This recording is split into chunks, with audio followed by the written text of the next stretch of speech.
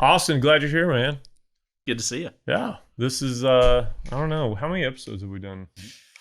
I don't know, probably 15? 15? Probably ish. Yeah, 15-ish. Yeah. Got a lot of good feedback on that the Mario episode. Yeah, we did. Yeah. And I'm meeting with Dadar again tonight. Are you? Yeah. Don't know what about, but Y'all probably going to play that sheep. Yeah, Coke bar.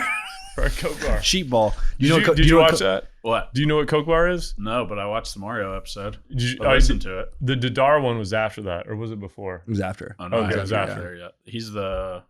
From Hive? Kazakhstan. Yeah. Dude, Coke Bar, you got to look it up. It's freaking wild.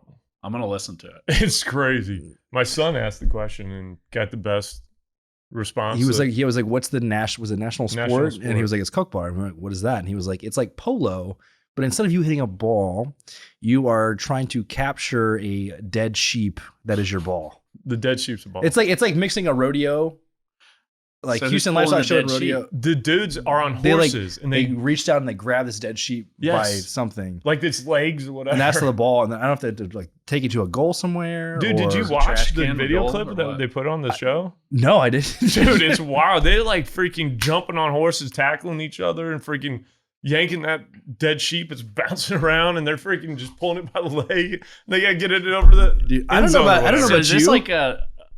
like a nationally like... Yes, You know, This is it's a the national national sport. sport for them. This is like Wow. football. I don't know how It's much... like what do you say? A mix of football, soccer, and like. They like tackle each other? dude, these guys. I don't know how- It's like I don't Genghis think they Khan. tackle Is there like blood involved? They're I'm they're on sure. horseback. So I don't know if you can tackle. I'm sure you can fall off. Yeah. Oh, these people are falling off in the video. But bucket list item, I want to go to Kazakhstan. Hopefully Dadar can take us. I want to go to like the Super Bowl of Coke Bar Oh yeah. and just Yeah. watch this live. Like I have to feel do like this. People have to die during that sport It's at like some some point. of Like, the official... definitely- I mean, the lamb dies. Definitely lamb dies. It's. I think they like. I Poor wonder if they- buddy. I don't even know. I wonder if they have like a ceremony or something in front. Like, Maybe they it's kill it or, like- sacrificial. yeah, I don't know. Right out of it's the gate. interesting. Kill a lamb. The and Dadar get was going. cool though. I enjoyed. Yeah. So enjoyed go listen to talking that to him. episode if you didn't catch that one. We had a great time talking with Yeah. Dadar. Yeah, that was cool. No, I'm definitely gonna have to catch up on A lot Coke of. Bar. Yeah, So you better bring some- YouTube rabbit hole, man. You better bring some fire this episode, okay? Oh, You're yeah. right. I'm following up with Mario and now Coke Bar. I don't know. I don't know. We may not. It's all good. I don't know if I'm going to meet the bar. I know. proverbially. Yeah, Well, the we'll Coke see. bar is a high bar. That's a high bar. So, but I'm sure you can do it. But Austin, yes, glad you're here. Trinity Mining. Looking forward to hearing, having you tell everybody what's going on with you guys. I've known about you guys for a little while. Yeah. Client of the firm. I think do I work everybody with you? is. I know. It seems which that's good. He was asking, he was like, is Justin in Houston? Because isn't Martin legal up in Dallas? Yeah. I'm in Houston now. You want- I'm the Houston office. It also enough. happens to be my front bedroom in our house. So we're talking about getting an actual office space though now, and You don't want to rush into anything, yeah, you know? it's like I don't really want to go to an office, but I don't know. Maybe I should move it. You guys got a spare room? You over just here? move it in the Just room. move it Move it here. around, yeah. Yeah, maybe we'll do that. Yeah. That'd I be kind of good. figured you already did. Yeah, I mean, I do. I was coming down here quite Yeah. a bit during Isn't the this your summertime. office? Yeah, basically. It's actually, yeah, it is. This is great. Hey, why pay? Yeah, this is Close your laptop. You know? Come down and hang out, play pickleball. Yeah, let's do that. Yeah. Yeah. So Austin, tell us about Trinity and kind of. Well, I like hearing the story about you first, and Yeah. kind of your background, and then we'll go into Trinity. Yeah, absolutely. So I was telling Jake, I got my start right out of school. I worked in the precious metals business. It's kind of my first exposure to commodities in general. I really wanted to be a landman when I got out of Yeah. college. And Well, what do you mean precious metals? What like gold, silver, platinum, what were you palladium. doing? So I worked for a refinery. That Really? was based out of Dallas. I actually lived in Houston for a year. Mhm. And helped run the Houston office down here, and then got transferred up to New York City. Lived there for a year, ran an office up there for the guys for the precious metals business. And I always wanted to get back in the oil and gas business. I came out of school in 2009, and the gas market in the Barnett, where all my friends were working, had gone to hell, and just wasn't a good time to try to get into that. Fast forward to a couple of years working in the metal business. We're in like 2011, 12 at that point. Oil's doing really well. Kind of back up to $100. Everybody's drilling like crazy. Permian's starting to go nuts. And the guys I was working for is actually two brothers out of Dallas. And they had bought into some wells up in Kansas and Oklahoma.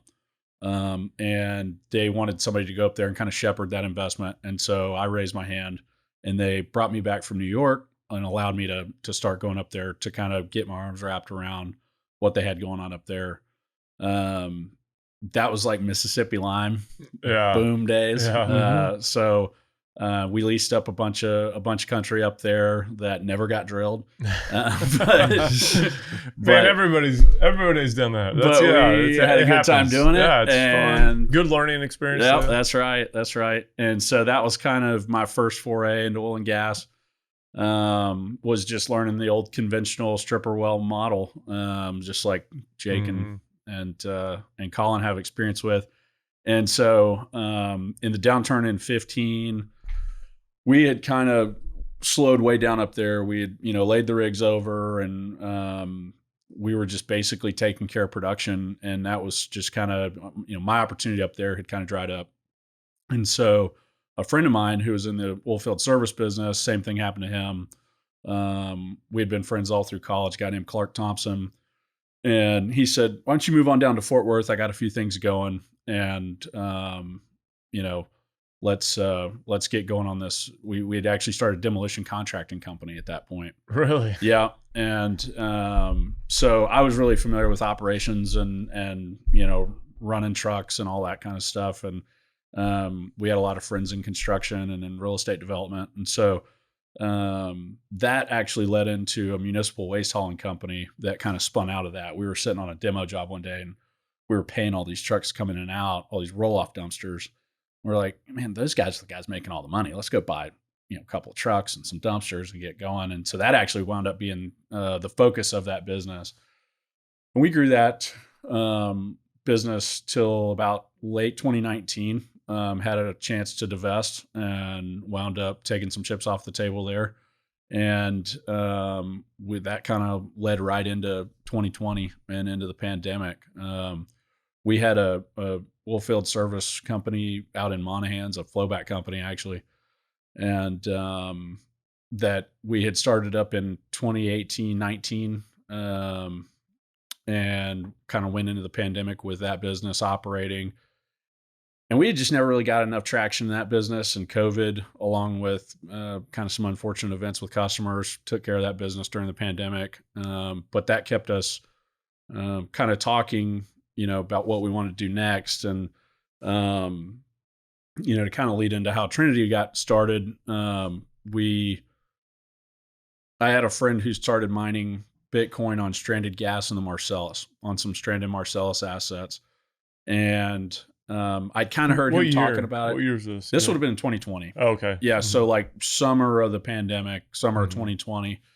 And he'd kind of mentioned it a couple of times. And, to be honest, it was like this black box that he didn't even really know about, but his whole team knew about it. And they had started a really small operation up there. And the whole thing just kind of started to pique my interest. And that was really, I had invested a little bit in Bitcoin back in the day, but never, always bought it at the top, sold it at the bottom.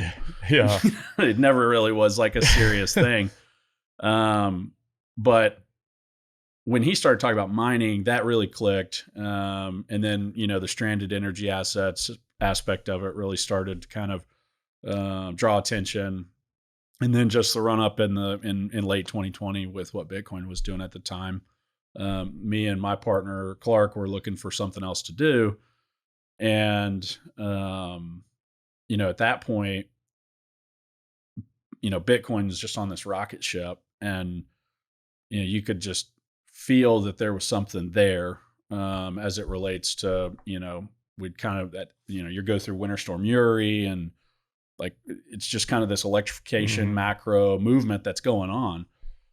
And so we bought a little, I started asking my buddy who was mining on gas in Pennsylvania. I said, how do you get all this stuff? What do you do? And so they bought a HUD off Steve Barber and his whole gen set. And so we started talking to them and ordered one from those guys, and kind of just put a little bit of our own personal capital to work just to get a pilot project set up. And I mean, at this point, our goal was literally to turn on an S9 to get Bitcoin in a wallet to an exchange to a bank account. Right. Like if we could prove that, then we were sold. Yeah.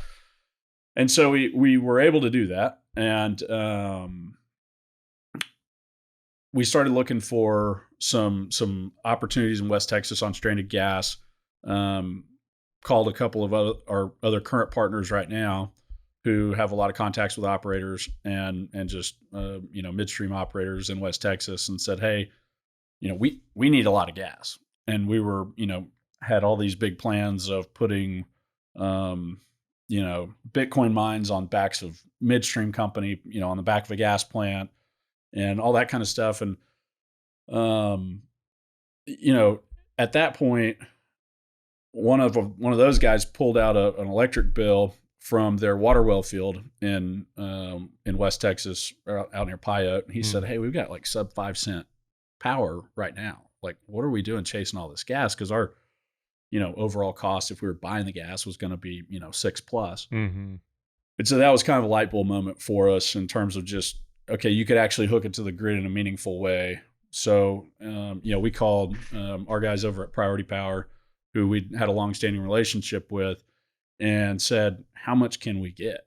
And they said, well, you've already got like an extra megawatt there, and let us talk to, the utility and let's see what else we can get. And that led to a little bit larger conversation of just if we were to go institutionalize a business, around Bitcoin mining, how would we, get kind of power allocation? And they said, you let us handle that, and they did. We were able to secure a pretty large amount of power in West Texas, which is one of the sites that we're currently developing. Mm-hmm. We were also able to acquire a couple of smaller sites that are like more readily available near-term opportunities that are ready to go right now that we're currently working to develop.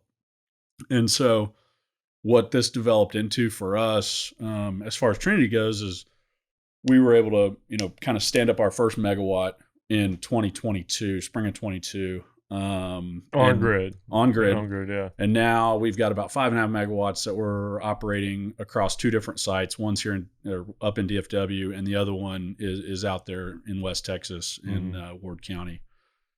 So that's kind of the long and short. It's kind of where we sit today. Yeah. So what are you guys kind of, do you do anything with the off-grid stuff anymore? No, we do not. Yeah. What's your thoughts on it? I think there's a spot for it. Yeah, there's definitely a spot for it. Mm-hmm. There's a big spot for it. There's there's an opportunity to turn, as you guys talk about all the time, these stranded energy assets into a revenue stream. Bitcoin is stored energy, right? Mm-hmm. It's one of the only commodities with zero hold cost, right? Mm-hmm. That optionality for a producer is incredible. And I think, to the extent that you can replicate some of these off-grid opportunities to other plays, there's, whether that's offshore, onshore, down in plays that don't have any takeaway, the mitigation, flare mitigation is huge. There's tons of places where it definitely has a place. Mm-hmm. Where I think our light bulb moment went off for us was one, simplicity of operations, but also the ability to take, being on grid, being able to take what I would say is the largest input cost to mine Bitcoin and turn that also into a revenue stream, while producing the underlying commodity. Yeah. Which is what, our big focus of grid balancing and demand response is centered around. Yeah. Well, and before we started recording, I was mentioning to you that, like, I'm working on stuff too that is, not necessarily Texas or even US, but there's obviously the halving coming up, and I keep looking at things. I'm like, there's a shit ton of hash rate getting ready to come online. Yep. like, what are you guys thinking as far as having, and do you have a strategy on what you think you want to do as far as maybe deploying capital, or like, how are you looking at it? Because I'm looking at it like, dude, I like right now we're at what, $70 petahash? Yep. Something like that. 7 cents a terahash. Yep.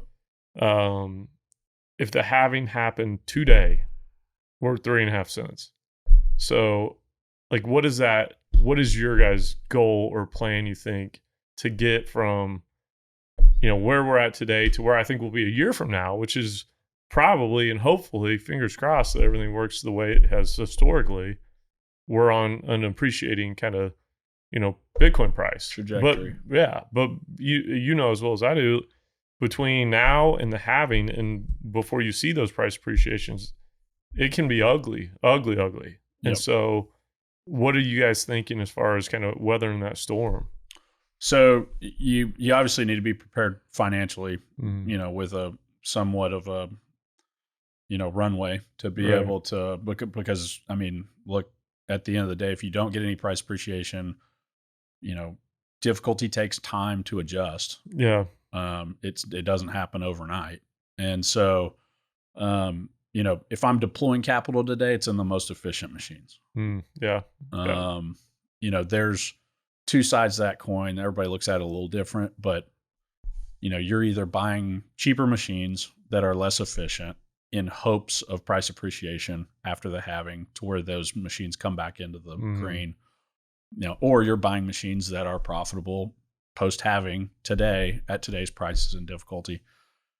And those are kind of the two different tracks. I think we have always bought the best historically when we've deployed capital. And I think that's been a good strategy, just because it's, the good thing about Bitcoin mining is, for the most part, a lot of people are playing on a level playing field as far as, the ability to get equipment. I mean, obviously there's, some of the bigger guys have the advantage of being first movers, but eventually, it reaches the masses.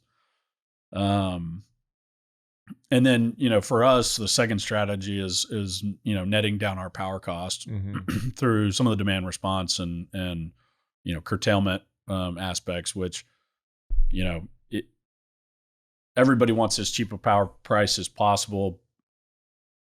And that's going to be big, especially post halving, with all the things that are happening within ERCOT, which I think they're doing a great job of managing, but with, increased renewables and stuff like that, is volatility going away there anytime soon? I don't know. But as far as managing through the halving, I think, it is going to be interesting to see how many of these legacy machines that are still plugged in actually make it through the halving, call it a year from now. Dude, I know. And what that represents in terms of hash rate, relative to what's going on. I'd be curious, like, what percentage of like the hash rate is going to be absolutely obsolete if there is no price appreciation? I don't know. That's a good question. Like, I know some people would have a much better clue. Probably should have another Luxor dude on, or a Foundry guy to come on and talk about. They could tell you in a minute. Yeah, like what percentage of the machines out there running right now are S9 still, S19s, whatever. And what are you guys running?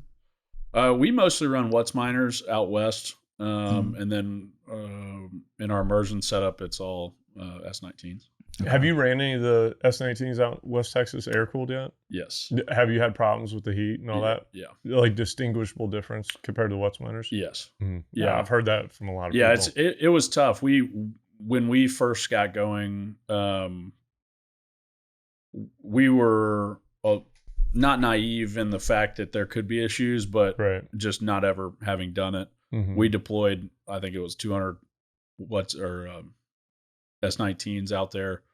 That's part of the reason why we're in immersion over in DFW. I mean, we just looked at it and said, this isn't going to work. And then we had an opportunity to go into an immersion facility as a hosted customer, and have, obviously we're able to put those machines to work in a better environment, and make more money with them, because we could overclock them. And so that actually worked out really well for us. But we're sold on the What's miners for West Texas. It's like how many pounds per frac you put on it, like what's the crossover?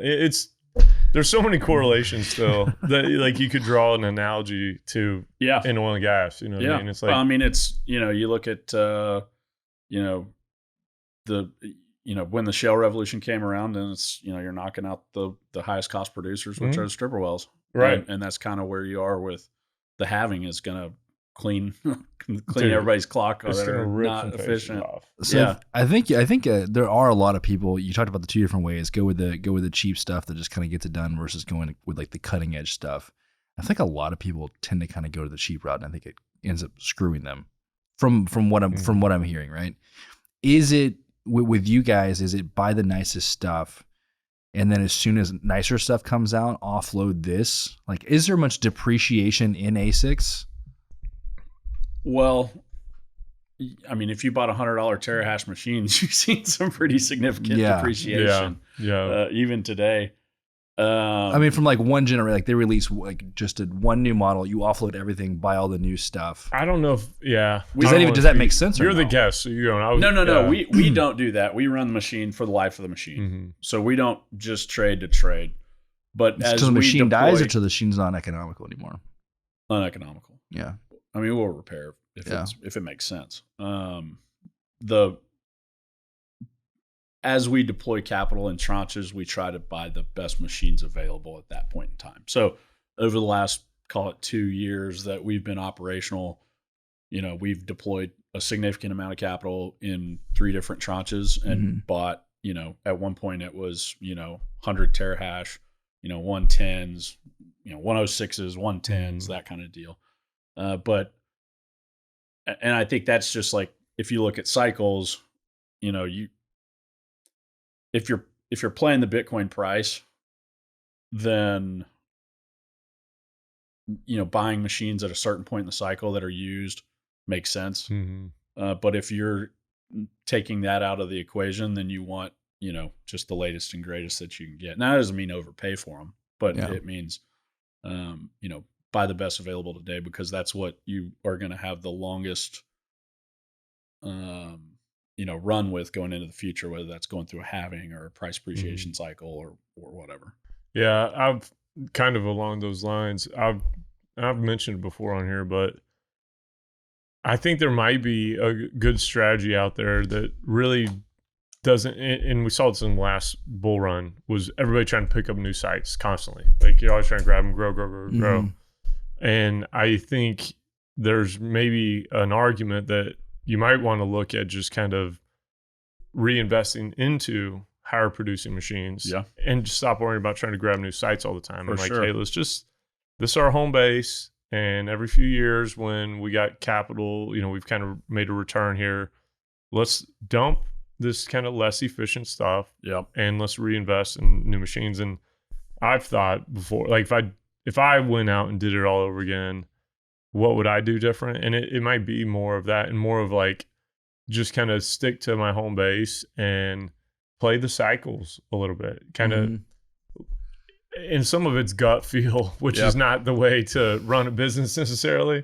But you can tell when things get frothy. Yeah. And you can tell when, we're in kind of a bottom, and like, prices could go down more, but the price of ASICs, there's not really a whole lot more room for those to drop. No. I mean, they're as cheap as you're probably going to get, pretty close over the last like 6 months. I think we're in that, like, this is where it's at. Yeah. And it's cheap, and it might actually get a little bit cheaper. I don't know how much room there is for it to drop, but like, now's when I should be buying some machines up and then finding my spot and like hunkering down and being ready for the halving. And it's funny, I've been seeing some deals out there right now that are, crazy low power prices, just from things that are available, that people are willing to start getting more creative in how to make a deal and how to get a deal, contributing, power if you have power on hand, and getting an evaluation for what's crazy. What's crazy low? 3 cents, 4 cents?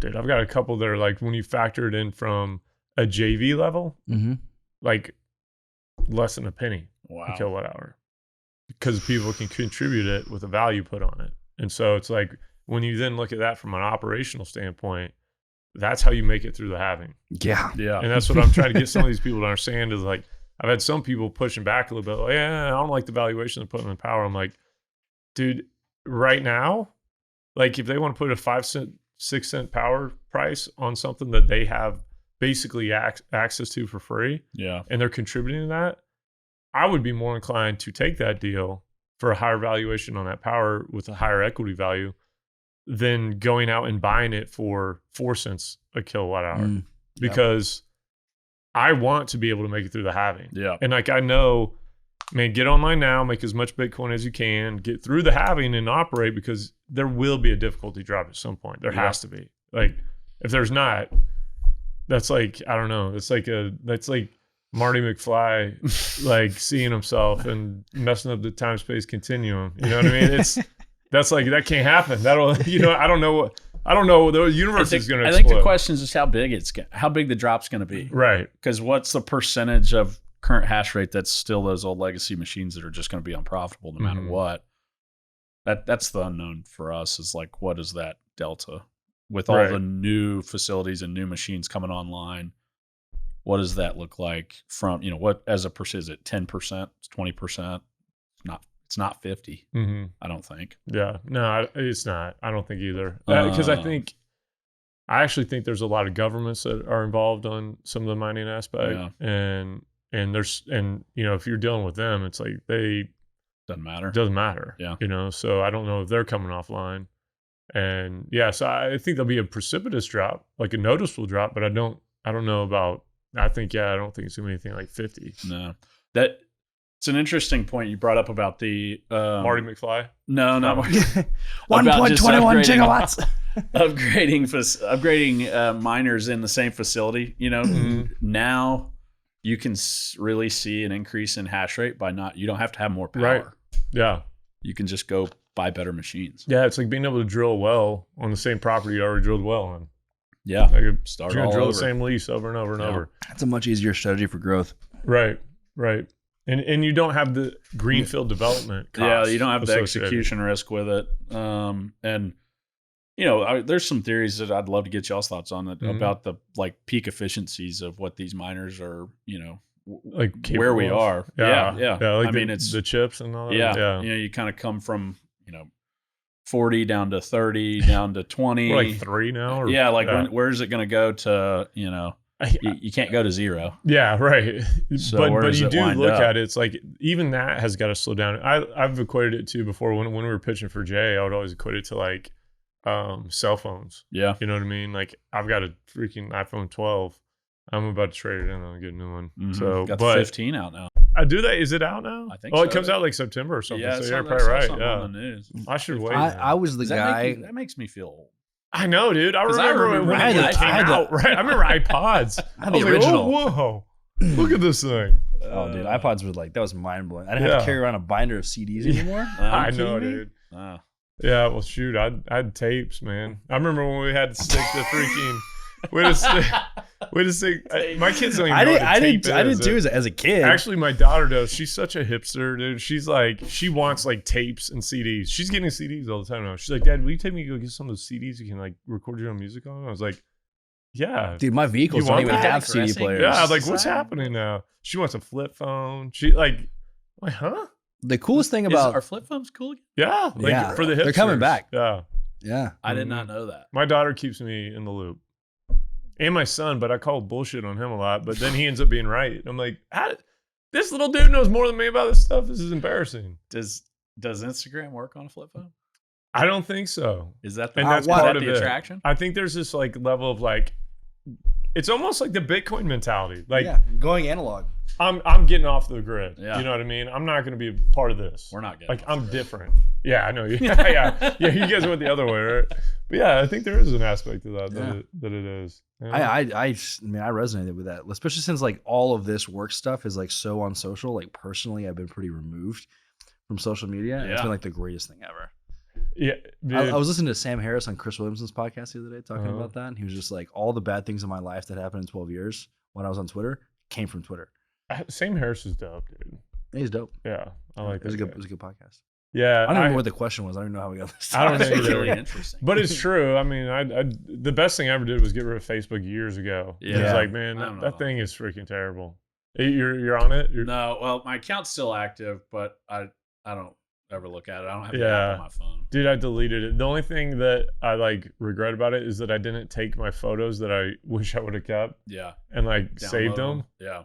Because then I've thought about, like, I used to coach high school basketball and I had a lot of really cool pictures from like my team. And I'm like, dang, dude, I deleted all those. That was really dumb. But any of my old players got pictures. Send them to me. They probably don't listen to the show, but you know, if you do, KP, man, I had a really cool one of you dunking on somebody. So that's from Final Four. Oh, but all right, my bad. What was your question? What was the question? I don't remember. We were talking about minor efficiencies and then yeah.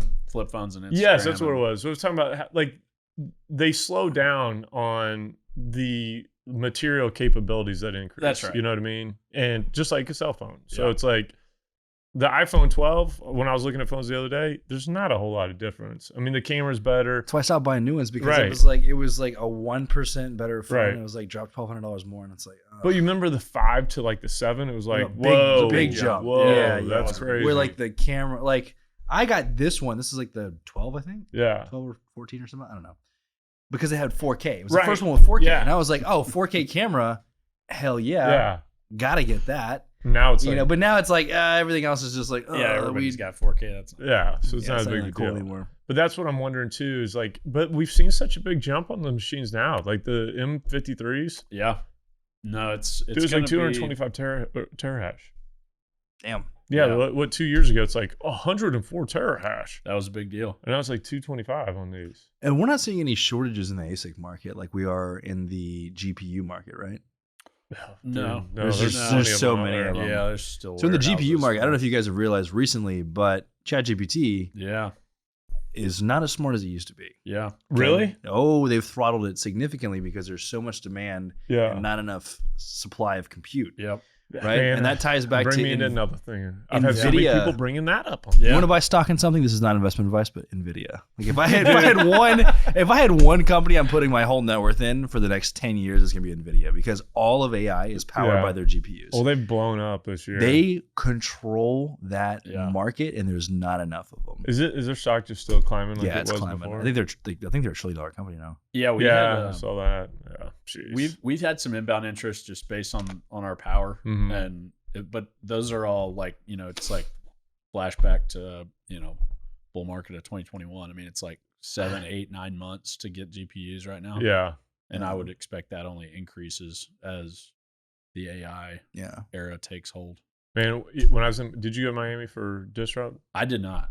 I did. And I talked to a lot of people and they kept bringing up AI stuff. Yeah. And it felt like 2020, 2021. What were they bringing up in regards to AI? Just for power, just power, computing power. It's a good point, because you're going to need just massive amounts of power to power those things. Yep. I mean, it's another thing that miners, I think, should consider as a business model of doing the data center stuff in addition to the mining. I totally make agree. a ton of money. Yeah. And it's diversifying yourself too. Yeah. Like, have you guys looked at some of that? Absolutely. Yeah. Yeah. We've had inbound interest from manufacturers and customers of hardware companies so far, and it's a little bit different, but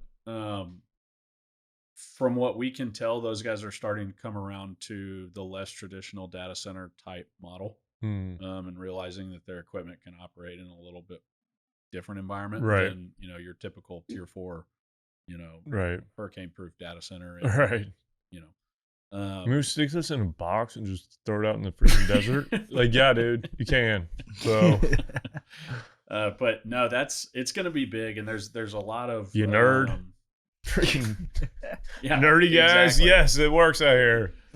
And we even have internet. I know. Yeah, we have internet out here. All these redneck Texans, we got internet. Yeah, no, AI is going to be big. Still in the really early stages there, but. Even some of our friends that are in the traditional data center business and DFW have just been getting pounded with AI inquiries and people, trying to get ahead of the curve and get control of some of those facilities and stuff like that. And, one of the things about AI, it's going to take a ton of power, and it's going to be a big industry. It's already huge. It's already much bigger than most people think it is in terms of just compute power and the need going forward. And that's everything from, self-driving cars to, a lot more than just your digital imaging and job description writing that, everybody's kind of amazed with right gaming, now. Dude. Yeah. Have you seen some of these games? It's incredible. Like they literally, the game learns you and you have these conversations with it, dude. And you're like, you're just talking to it. I haven't played any games with like AI, but I don't really play games that often. Yeah, I don't either. I play racing simulators that are wildly realistic. That's reminds me of that movie that's coming out. Did you see that? It's like some Grand. It's about some dude who was like, he was like racing on games all the time, and they like gave him a shot at Formula One or something. And he like, I saw that on TikTok the other day. That's a real life. I saw a real life deal. Yeah. He like became a real freaking Formula One driver. That's wild. Wow. I know, it's crazy. Sorry, I'm on a big digression. What else? Since you went to Mining Disrupt, did you go as well or no? I did not. No. What else were like talking to people? What else outside of AI was any other kind of things that kind of kept coming up? Any other themes? Everybody's any scared grumblings? of having. Everybody's scared of having. Everybody's scared of having. Yeah, I mean, I think that people are recognizing that the industry does have to shift. Like we've got to get more business minded and strategic, and it can't be just this may offend some people. I don't care, but like the whole mindset, and we had this too, was like we hold all our Bitcoin. It's like you can't, man. Like you got to run a business too, and transacting with Bitcoin, which is something. This is something I have always felt though.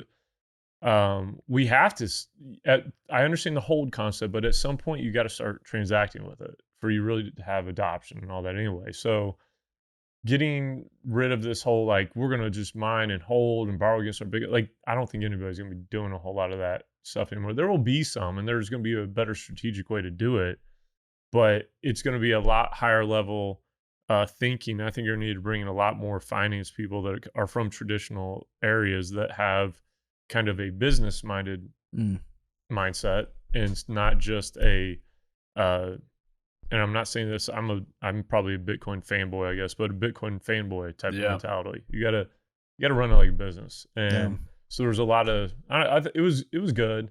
It's not as good as Empower, but so I mean, I wasn't trying to tee you up.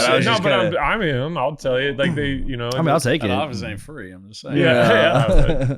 It's not as good as Empowered, and that's, sure, I'm biased, but Empower's got a lot more kind of energy focused content in it. Mining Disrupt, they were going hard on energy promoting. Did they have energy content? Yeah, there was some. Okay, but I just felt like Empower is a lot more.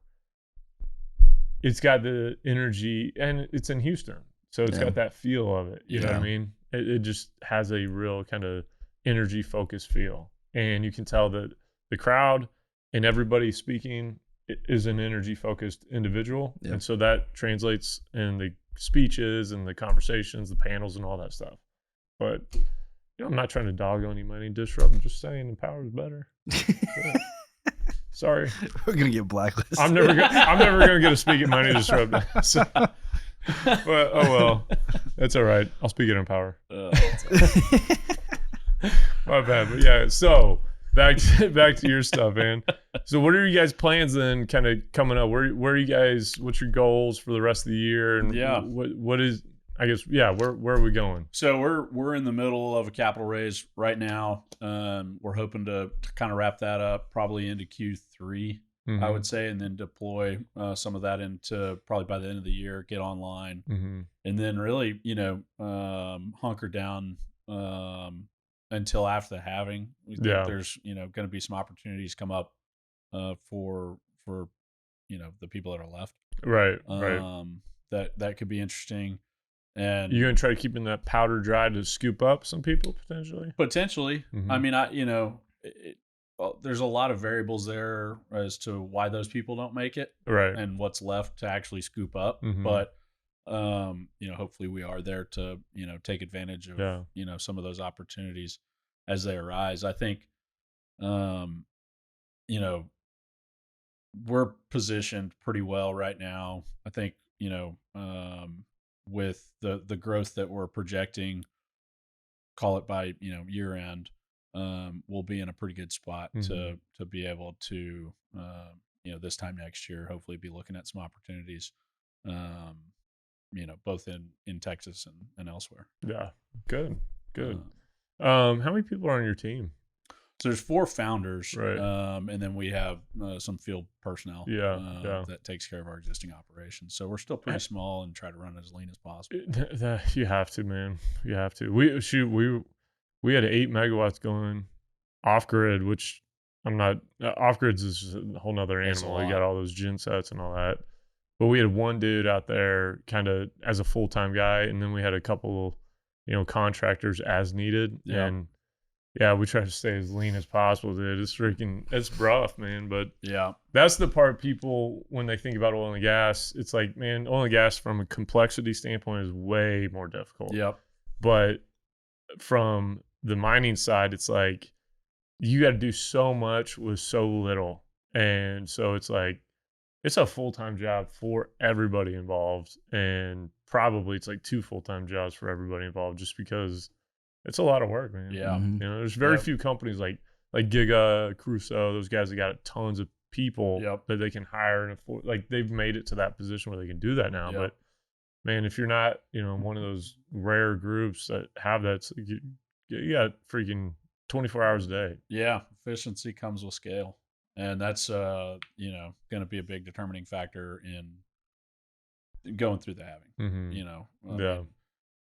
If price didn't cut the fat, the halving will. Oh, dude, I agree. Because I don't know what's going to happen. Like, I'm like, how, absent some type of price appreciation, which I agree. Jeff Berkey was on our second or third show, and he was talking about it. And I was like, that's a good point. That maybe because of the education level of people now, and their understanding of the halving, there's going to be more anticipatory purchasing of Bitcoin prior to the halving. Yeah. I could see that happening but it should start happening now, or even institutional. Right. We're finally starting to see some of that stuff come around, which is, a blessing and a curse, but it's going to be good for the business. Yeah. We have to have it if you want adoption. Yeah, that's right. So it has to become a more institutional focused kind of acceptable purchase. Yeah. And going back to your, a comment you made earlier about the public miners, one of the things we think about regularly, it's a regular conversation, and that you haven't seen, but you'll appreciate this parallel that you can draw to the shale business is at some point these miners have to start delivering returns to capital. Yeah. And there's been some talk, but I think it can be done.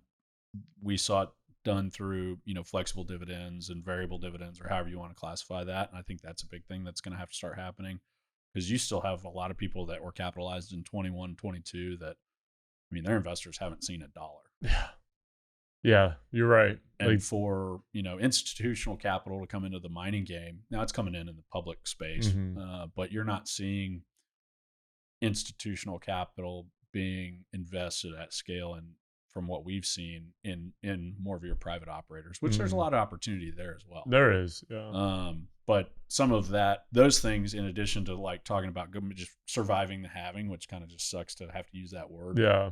But to your point, in terms of professionalizing the industry, that's something that, we don't hear a lot of people talk about outside of our group, but we're, highly focused on. Yeah.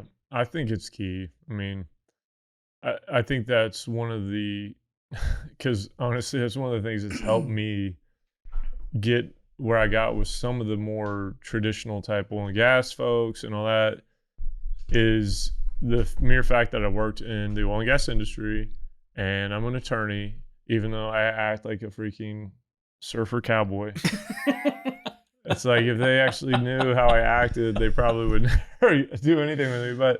But just because it's like, oh, okay, you're not somebody driving a Lambo, some 22-year-old dude with Birkenstocks and freaking corduroys. It's, you know what I mean? It's like pearl snaps. Yeah, well, yeah, pearl snaps, butterfly, whatever thing, So I'm pretty sure you own a pair of Birkenstocks. I'm sure I do. I do actually, But you know what I mean. But that's something that's got to happen. What is this? I haven't paid attention to this. What is the status of all the public miners that filed bankruptcy? Right? Is it the same? Is it the same as it is in oil and gas? It's just like, oopsie, clear away all our debt, and now we're in a great position. Yes. Like, is that a good business model of just, hey, let's just do this, go public, let everybody else hold the bag. We file bankruptcy. We start over again. Boom. We're off to I'll put it like Creed Bratton of The Office. Yeah. Said it best. We need to put that clip in here. Michael, you just filed bankruptcy. It's like a get out of jail free card. That's what it is. Oil and gas has done that for years. Yes. Yeah. So it's basically the same. Would you agree? Yeah. No, I mean, look, timing is everything. So, if you file at the bottom, you might come out at the top. Mm-hmm. But, that's a whole nother episode. I think you could probably get into. There's a lot of the. There's a couple of things that are interesting about this whole process, but I think nobody wins going into bankruptcy, right? Mm-hmm. Equity loses, vendors lose, creditors lose, and so it's just you still need to avoid that at all cost. However, we'll see how some of these guys come out. I think with price appreciation from when they filed to today, it's going to be a little bit better than what some people thought it was going to be, in terms of a total loss on some of them. Now, there's others that aren't going to be as fortunate, but I hope our industry does not take that turn. Yeah, I hope it doesn't either. Continually perpetuate that. It'll help if we can get a real hedging market. Yeah. At some point. I know Luxor's got their stuff going, and I'm hoping that's a step in the right direction. But it is. Yeah. It is. They've got a lot of really smart people over there. They do. Luxor's pretty dope. And they're good to talk to. So is Foundry. I love all you guys. But yeah. Everybody's dope. We love everybody's dope. We love everybody. Yeah. I mean, Luxor has been on our show like 20 times. Yeah, even though we only had like 10 episodes, but they're on. Hey, Luxor needs to send us some soccer jerseys. Yeah, we need a soccer jersey at very least, right? Yeah, if you're going to sponsor a soccer team, let's give it a soccer jersey. Yeah. Come on, guys. I'm going to text Ethan after this. But yeah, man. Send them on down. We should. Do you guys, I won't ask you. I won't put you on the spot and on who you work with, but you can kind of spread it out too. Yeah, we use a couple of different industry partners for just different aspects. Everything from Unchained, Foundry, kind of all your usual suspects there, and then the guys at Blockfills are really good at what they do, and Luxor's great too. Yeah. There's some really good. There's some very, very smart people in the industry. I feel like sometimes I brag on like how immature it can be sometimes, but there's some really, really, really sharp people in this industry, and yeah, I love it. I'm still happy I got into it. Yeah, no, it's great. The parallels are, you're still finding them day in, day out with oil and gas, and it's been a fun, stressful ride so far. Yeah. But I think we're finally at a point where we're kind of looking up, and things should start to, hopefully absent the having, look up, and we're kind of in a better spot than we were this time last year. I think sentiment's picking up. Right. People, it is. I can feel a shift. Yeah. So, sentiment's picking up, and to a certain extent, you don't want to get back to 2021 in terms of just the hype and the fever and all that. But at the same time, I don't want to be in November of 22 either. So no, and I think the visibility of what's happened from 20 to 22 and where we're at now is probably going to temper some of that from some of the people on the next bull run, which is good. It's good. Yeah. So sign of maturity, right? Right. It's a very young industry, and everybody learns. And where else can you mix like butterfly pearl snap button shirts and flip flops and be taken seriously? You know what I mean? Does anybody take me seriously? I don't know. I mean, I can't speak for everybody else, but I surely don't take you. Well, Austin, thank you, man. I'm glad you came on, and absolutely, it was great to finally meet you in person. Absolutely, we've talked on the phone enough. And it was good to come on. As we listen to this thing every week, we're kind of always impressed with the content you guys are putting out. He's impressed, so thanks. Thanks, Austin. We've got one fan. One. Awesome. One listener. Well, I've been impressed with you guys too, and I'm glad you guys are doing well, and obviously we're pulling for you to kind of take advantage of what's going to happen after the halving. And I agree. I think you guys are probably positioned pretty well to do that. So thanks for coming on, bro. Yeah, man. We appreciate it. Thanks for having me. That's been great chatting. Yeah, man. Cool, guys. If you like the episode, leave a rating and review. Share with all your friends. You do such a good job of saying that so fast too. I don't even think about it. It just comes out. Just like and subscribe, guys. So buttery. I thought that was like a pre-recorded thing you just tacked on the end. I didn't know you did it. He does it just live every time. Fuck it, we'll do it live. Pow, bang, bang. Right at the gate. 7 years of podcasting, man. I mean, you just press a button in your head and it just plays. Cool, guys. We'll catch you on the next episode.